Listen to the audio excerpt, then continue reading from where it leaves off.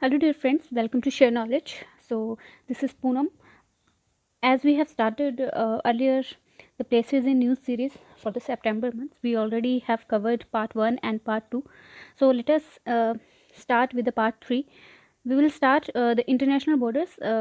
Earlier also we have done some Durand line, Radcliffe and McMahon line. So let us know about some Indian states and union territory which actually connect the international countries, like international borders which have. So firstly, the China.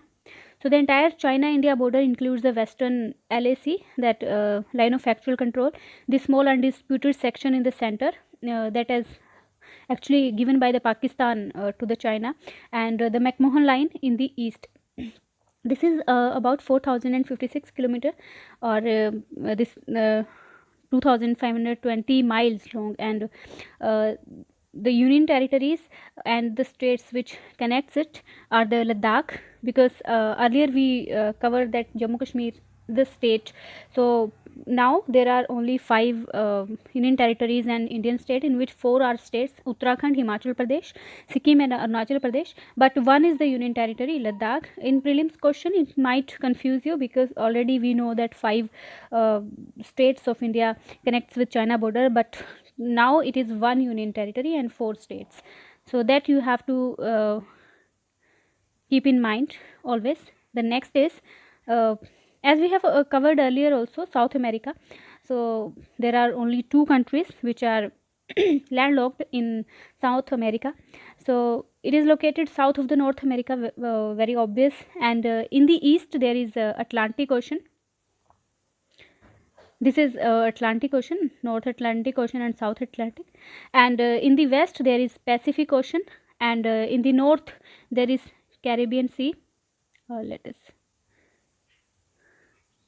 here it is, Caribbean Sea, and to the south you all know that there is a Antarctic Ocean, and South America along with Mexico, Central America and West Indies together known as Latin America. So when you sometime comes in news about Latin America, so you must be aware that like there is North America and Central America, there is South America. So there is one term that is very often used in news or some other in discourse.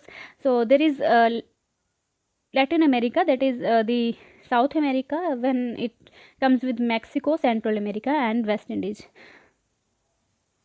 Next is national waterways.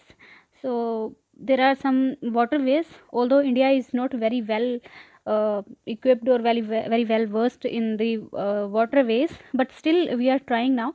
Also it has formed in 1986, but ये अभी तक इतना develop नहीं हुआ है कि हम इसका इतना अच्छे से यूज़ ले पाते. तो नेशनल वाटरवेज ऑफ इंडिया में इनलैंड वाटरवेज है, that is inland waterways authority of India, and the headquarter is in Noida, UP में है. एंड जो इसमें मिनिस्ट्री है that is department ministry of shipping से रिलेटेड है. So the inland waterway authority of India on February 15, 2019 एक portal launch किया गया है IWAI के द्वारा, दैट इज़ लेडीज़ या लेडीज़, कुछ भी आप याद रख सकते हैं, लाडीज़ भी बोल सकते हैं. So there is L for least available depth information system. So L stand for least, A for available, D depth. तो हम लीस्ट अवेलेबल डेप्थ को यहाँ पर मेजर करते हैं, वो तो एक इंफॉर्मेशन सिस्टम उसके लिए लगाया गया है, that is a portal ladies, और ये न्यू दिल्ली में है to ensure the optimum use of national waterways. क्योंकि हम अभी तक, मैंने जैसे पहले भी बोला कि इतना ऑप्टिमम यूज़ नहीं कर रहे हैं नेशनल वाटरवेज का, क्योंकि ये सस्ता भी पड़ता है. रोडवेज और एयरवेज या रेलवेज़ की हम बात करते हैं कंपैरिजन में, तो ये काफ़ी सस्ता होता है. तो the portal will ensure that the real time data on least available depth that lads is disseminated for ships. तो जितने भी शिप और बार्ज वगैरह होते हैं, कार्गोज ओनर, उनको ये डेटा अवेलेबल हो सकता है इस पोर्टल के through, so that they can undertake transportation on the national waterway in a more planned way. जैसे हमें वेदर की जानकारी मिल जाती है, तो उस तरह से हम अपना एयरवेज का प्लान करते हैं. तो उसी तरह से वाटरवेज में भी डेप्थ के लिए थोड़ा सा बताया जाता है इस पोर्टल में, in which place there is how much is depth. तो उसमें किस तरह से इसको अच्छे से प्लान्ड वे में यूज़ किया जाए. Next we can conclude about its length और सम स्टेट्स जहाँ पर सर्व किया जा रहा है। तो अगर इस तरह से क्वेश्चन आए कि how many states are covered in the national waterways, तो देर आर 15, तो 15 स्टेट्स हैं। और हम करेंगे इसमें नेशनल वाटरवेज 1 2 3 4 5 6 इस तरह से दे रखे हैं, उसमें काफ़ी स्टेट्स इन्वॉल्व होती हैं जिसमें ये सर्व करता है। और इसकी जो टोटल लेंथ की बात करें तो हमारा टोटल वाटरवेज है इंडिया में तो दैट इज़ 4500 किलोमीटर, जबकि अदर कंट्रीज़ में, यूरोपियन कंट्रीज़ में बहुत ही अच्छे से इनलैंड वाटर का यूज़ किया जाता है इन दी ट्रांसपोर्टेशन, लाइक वाटरवेज, फेरीज वगैरह, क्रूज़ वगैरह काफ़ी उसमें यूज़ होते हैं। लेकिन इंडिया में इतना अभी नहीं हुआ है स्टार्ट, लेकिन काफ़ी हम इसमें अभी प्रोग्रेस कर रहे हैं।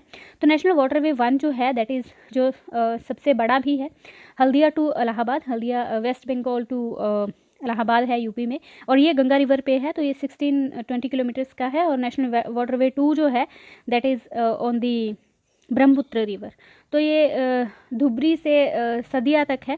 तो नेशनल वाटरवे 3 है इस तरह से कोलम टू कोटापुरम, ये वेस्ट कोस्ट कैनाल पे है। और नेशनल वाटरवे 4 जो है काकीनाडा टू पौंडीचेरी, ये गोदावरी कृष्णा नदी पे है और कैनाल्स वगैरह हैं इसमें। तो नेशनल वाटरवे 5 जो है that is Geonkhali to Talcher, Brahmani delta canals पे है। तो नेशनल वाटरवे 6 भी है हमारे पास, that is Lakhipur to Bhanga, तो ये एक बैराक है 121 किलोमीटर की।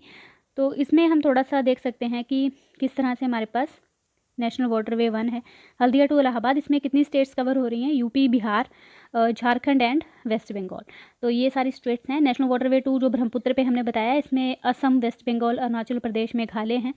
और नेशनल वाटरवे हम बात करते हैं 3 की, that is here it is,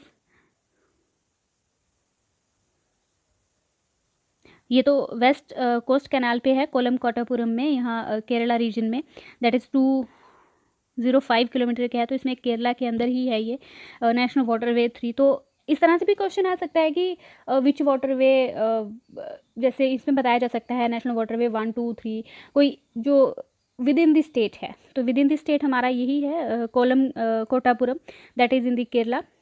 तो नेशनल वाटरवे 4 भी है हमारे पास, दैट इज़ गोदावरी कृष्णा पे, और उसकी कैनाल्स जो हैं सारी, इसमें आंध्र प्रदेश, तमिलनाडु और यूनियन टेरिटरीज़ ऑफ जो पुदुचेरीज़ है। तो ये है हमारा नेशनल वाटरवे 4।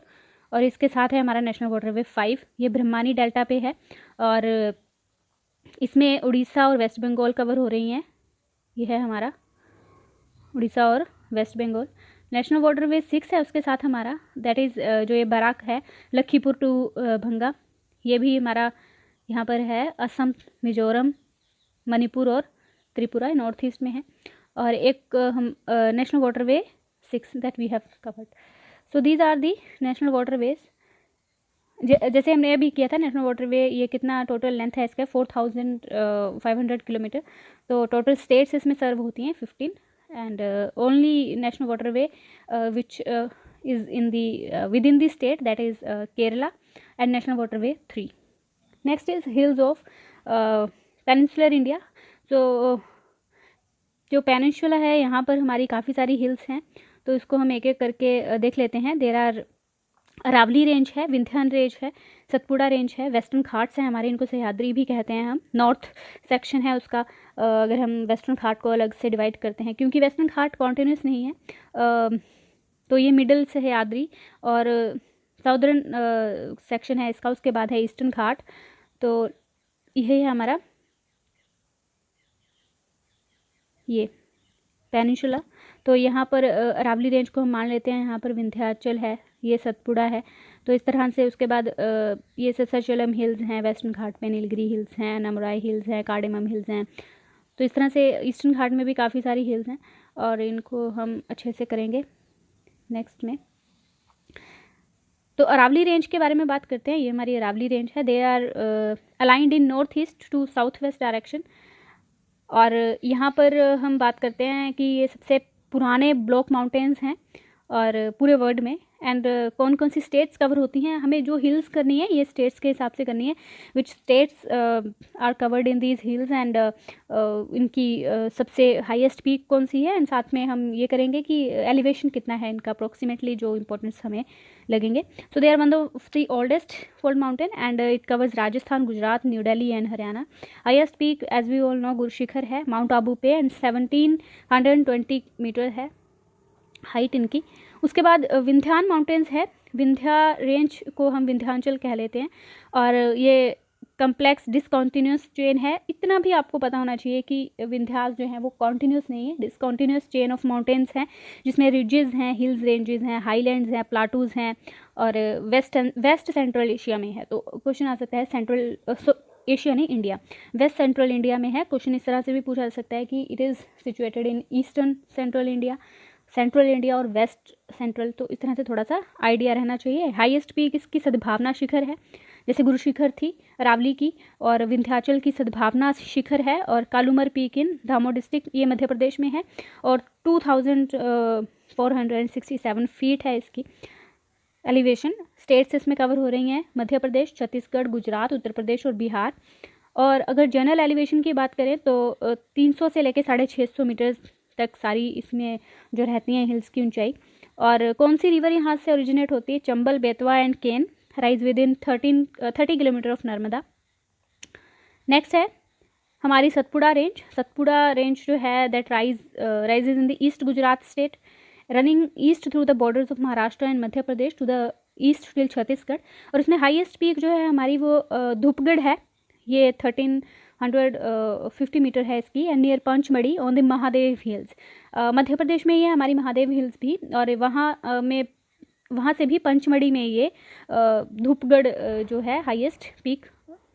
उसके बाद अमरकंटक भी है हमारी, इम्पॉर्टेंट है ये भी, क्योंकि यहाँ से नर्मदा ओरिजिनेट होती है. 1127 metre is the height, and rivers are Narmada and Tapti, जैसे कि मैंने पहले बताया.